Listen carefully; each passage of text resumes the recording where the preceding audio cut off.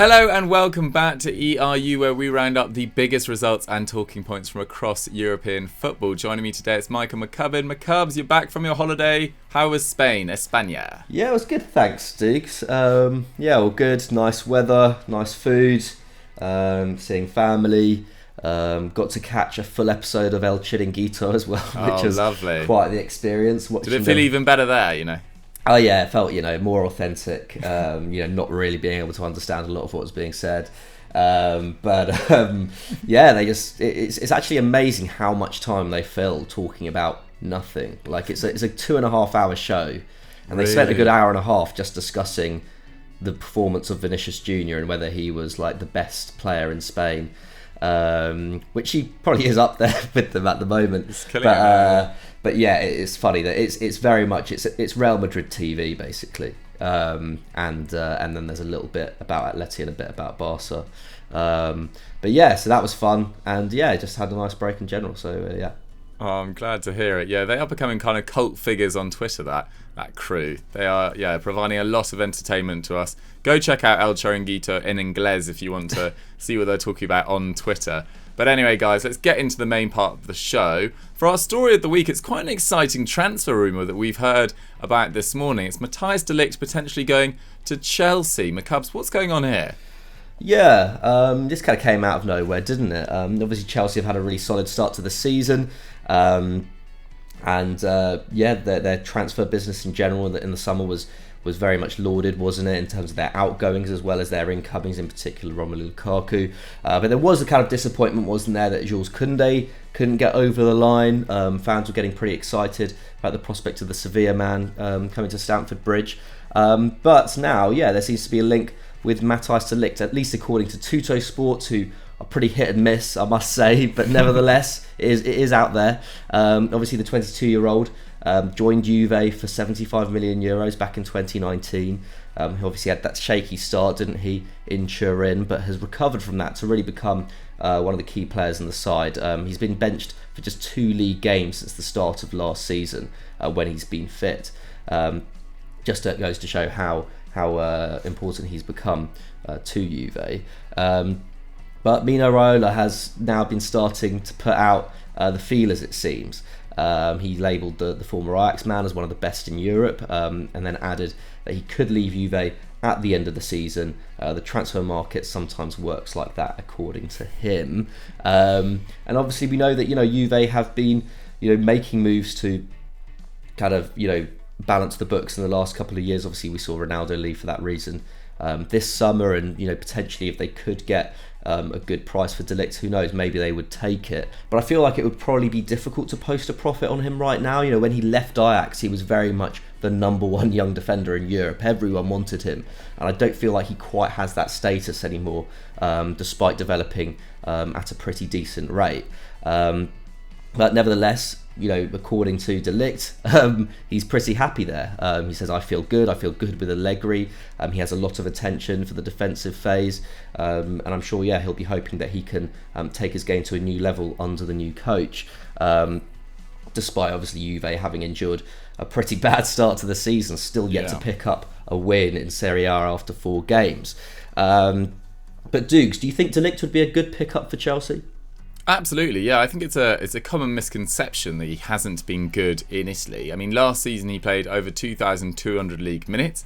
He completed 82% of his tackles. Now, for that, anything over 75% is really, truly quite special. 67% of his headers, slightly surprised by that. I thought it'd be slightly higher, but he's an excellent passer on the ball as well, as you'd expect for someone who came through the Ajax academy. Completed 93% of his passes last season.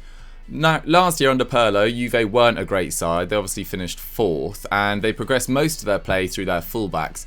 Alexandro when he was fit, and Juan Cuadrado at right back. So De Ligt only completed 2.8 progressive passes per 90, but he rarely makes errors, or at least since his first 6 months at Juve, he rarely makes errors.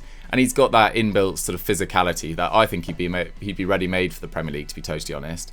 Now, Raiola has already mentioned another one of his clients, Alessio Romagnoli, as De Ligt's potential replacement at Juve. Romagnoli's obviously lost his place in the starting 11 since Tomori came in, although he did start yesterday's game against Juventus, which finished 1-1. For Juve, it could make sense to cash in now. They're paying that 75 million euros to Ajax in 5-year instalments. So if they could recoup that money with De Ligt on pretty sizable wages, I believe. I think he's now their second or third highest earner, with Ronaldo having left, obviously. Then they'd be able to address other areas of their squad. Full-back depth probably needs to be improved, particularly at left-back. Juan Cuadrado still doing a great job at right-back, but full-back depth, I think. Maybe a potential replacement for Szczesny in the next couple of years as well. Prior to yesterday, we actually had a pretty good game against Milan. He, started the season in pretty shaky form. So there's a bit of, continued transition for Juve to do over the next few years. And obviously they find themselves now in the relegation zone. On the back of yesterday's performance, that probably seems a little bit harsh because in the first half against Milan, they more than matched them.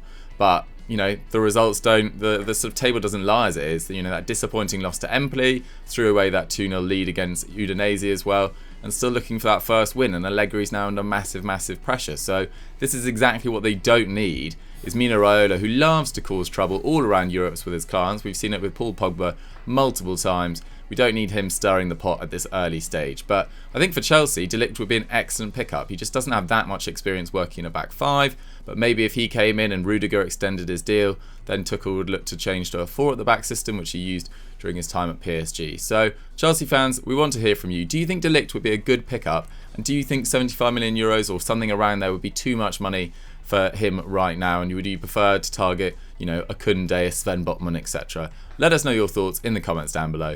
And let's move on to our result of the week. So our result of the week comes from @FlowJacksOb, and he has suggested PSG Lyon Dukes. Yeah, well, we're spoiled for choice, to be honest, this week. We could have talked about Real Madrid securing that vital comeback victory against Valencia last night. Roma's shock loss to Verona, which featured that stunning volley from the Verona captain reasonably late on, or Inter Milan's thrashing of Bologna. But we wanted to talk about PSG's dramatic late 2-1 victory over Lyon last night that put them 5 points clear at the top of Ligue 1. And considering that they haven't even started that well this season in a lot of their games, particularly in the Champions League against Club Brugge, Pochettino, can take a certain amount of heart from that they are so far clear already. Arguably the bigger news than the actual result, though, was what happened in the 76th minute, though. With the score at 1-1, with the game very much on a knife edge, Pochettino brought off Lionel Messi, who appeared pretty unhappy, it has to be said. He barely stopped on the touchline. He didn't acknowledge Pochettino, really. They just sort of exchanged a quick word, sat down on the bench next to Leandro Paredes, who was, looked sort of aghast at the fact that Messi was now sitting next to him on the bench. And it probably just goes to show the job that Poch has got on his hands to keep everyone happy at the Parc des Princes this season. Messi hadn't obviously been at his electric best last night, but his stats were still impressive during the game.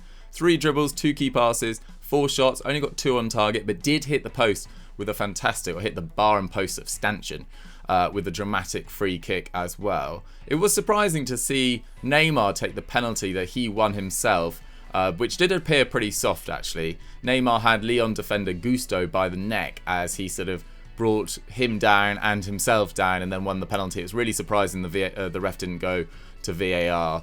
And have another look at that on the screen, because I don't think it was a penalty at all, to be honest.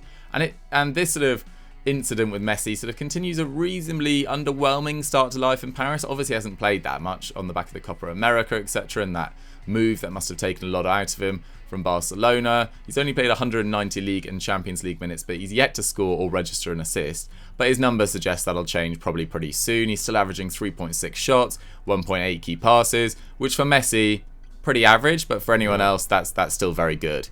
So after a disappointing draw with Club Brugge in midweek, this was a much needed result for the Parisians, even if how they got there was a little bit awkward. But McCubs, what did you make of this from a Lyon perspective? Yeah, I think it felt slightly harsh on Peter Bosch's side. Obviously they took the lead in the 54th minute. I thought they had some really good flashes in the first half as well. Carl Toko Akambi, I thought, looked really bright at points. But yeah, and he set up Paqueta for that opening goal. A really good assist from him, and a great run from Paqueta, right level with the PSG back line, and a fantastic finish. But yeah, like you said, Dougie, they conceded that really soft penalty. I don't think it was one either. I thought Neymar seemed like the prime aggressor in that situation.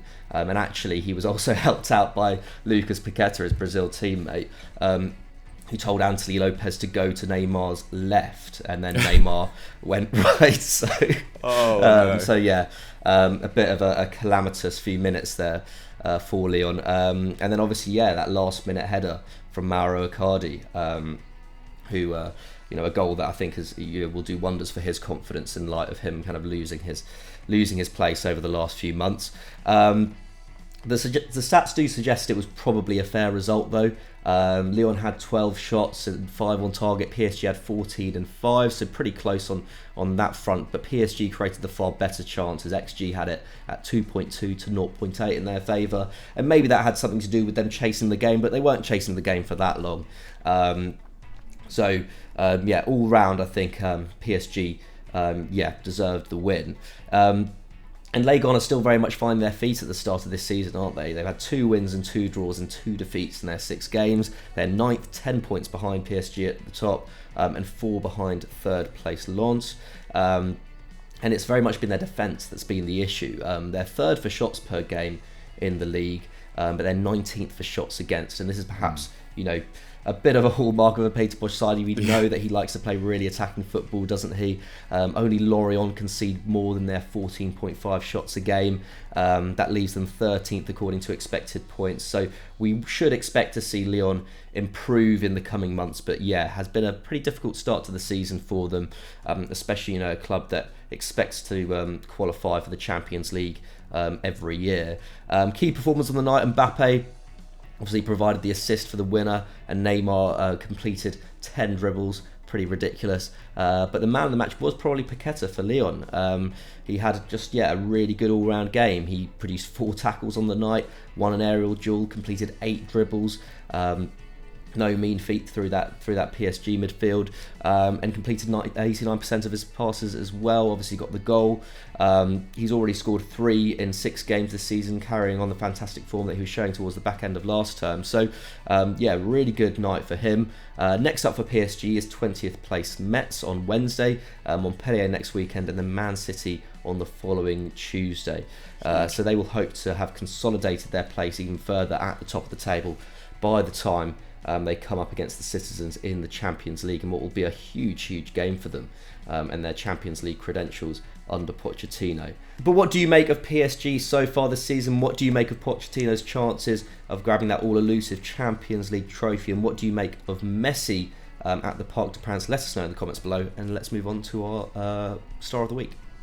Okay, it's time for Star of the Week. Now, we could have mentioned Vinicius Jr., obviously, we could have mentioned Erling Haaland, but they will feature on Star of the Week throughout this season. So instead, we wanted to give it to Leroy Sane, who has had an excellent few weeks following a challenging start to his life at Bayern. This was suggested by @LittleBaby161. Why was that, McCubs? Just before we go any further as well, I met an FD fan, an EFD fan, in fact, out on the weekend, and he was a very nice guy. So, and his name is Guy as well. So shout him out. I did promise him, and I'm a man of my word most of the time. So that was nice. Leroy Sane, kind of building his career back up at Bayern, isn't he? We could have chosen a number of Bayern players after their 7-0 thrashing of Bochum at home. 5 different players scored. It was just a complete trouncing, as the scoreline suggested. We decided to give it to Leroy Sane, who, his magnificent free kick opened the scoring, and then he assisted Kimmich for the second, and was also heavily involved in Lewandowski's goal too. I think that meant that he's now scored in 13 consecutive home games. I think that's another new record. When he finishes his career, I think he's just going to have broken pretty much every single one, isn't he? Sane, in his 62 minutes on the pitch, he was very, very impressive. He made 1 tackle, completed 3 dribbles, created 2 chances, and fired off 5 shots. Obviously led to that 1 goal and 1 assist. It's just really good to see him kind of revive his form for Bayern under Julian Nagelsmann. I think we all hoped that when the new manager came in that he was going to take a look at Sane and see how he could kind of get him back to his kind of Man City form. Obviously endured a difficult season last season where he was playing mainly off the right, wasn't he? Which didn't really suit him. Under Nagelsmann, he's looked pretty bright so far, and hopefully we'll continue to see him improve. But Dougie, what have you made of Bayern so far in these early stages of the season? Well, I think they started relatively slowly after a really poor pre-season. They obviously drew that opening game against Gladbach. But in the last few weeks, they've just been absolutely scintillating. Obviously, trounced Barcelona in very easy fashion, which I'm sure didn't go down well on your holiday in Spain, McCubs, last week. No. But yeah, now they're on 4 wins out of 5. Yeah, blemish on the opening day against Gladbach, but they've scored 20 league goals already, which is actually only 3 better than next best Dortmund. So it suggests that both of them just going forward absolutely lethal. But whilst Bayern have had notoriously defensive issues over the last 12 months or so, Dortmund's are just even worse at the moment. They are so bad at set pieces, conceding from set pieces, and on the counter-attack as well. But going forward, Dortmund look excellent, but Bayern much more of a complete package at the moment. And as you say, it really helps that Sane, 25-year-old Sane, who's now entering the sort of peak of his career, which is just quite scary really, considering all he's achieved already, has entered such good form. He's got 5 goals and 4 assists in his last 8 games for club and country. The only game that he hasn't contributed a goal in that time was against Armenia. His shots this season have gone from 1.8 to 2.4. His key passes have gone from 1.6 to 2.7. And his dribbles from 3 to 3.6. So very solid numbers last year. Really exceptional so far this year. He's currently operating at 1.12 expected goals and assists per 90, which prior to this weekend was a very similar level to what Mbappe was operating at before the Lyon game. I don't know how the Lyon games affected his expected goals and assists per 90, but for Sane to be into that sort of category, it just goes to show how well he's playing. And I totally agree with you more. Couldn't agree with you more. You know, when he was playing off the right, when he was playing as a number 10, just not the same player. He is a left winger. He's so good at getting to that byline. Lewandowski's going to get plenty of chances with Sane creating it at this level. And yeah, I thought he was excellent. I thought Kimmich was very good as well. Thomas Müller, the whole Bayern team. It just, when they got that starting 11 together, I don't think there's a team like it in Europe. I think they'll win the Champions League personally. I just think they're a more complete team than anyone. That's my prediction. That's what I'm saying. Yeah, Bayern to conquer all this year once again. Yeah, why not? Second treble. Let's go for it. Anyway, guys, that is all we've got time for on ERU for this week. I hope you guys enjoyed the show, our discussion about Sane, all the other big results in Europe, you know, the Messi drama, if we're even calling it that. McCubs, what should they go and watch now? I know you've been away, but is there anything you've... a bit out of the loop. Go and check out our Explains. I think we did one. What was the EFD Explain that went out just this weekend? There was one on Son Heung-min on EFD. I can't remember what the FD one. Oh, FD was about Chelsea's transfer business. That's it, yeah, sorry, yeah. So go and check that out. That's a really good vid. Yeah, go and check that out. Go and check out Continental Club from last week where you had another expert on. Yeah, just go and check out all our stuff and subscribe and whatnot. Perfect. Thanks very much for watching, guys. We'll catch you next time. Bye.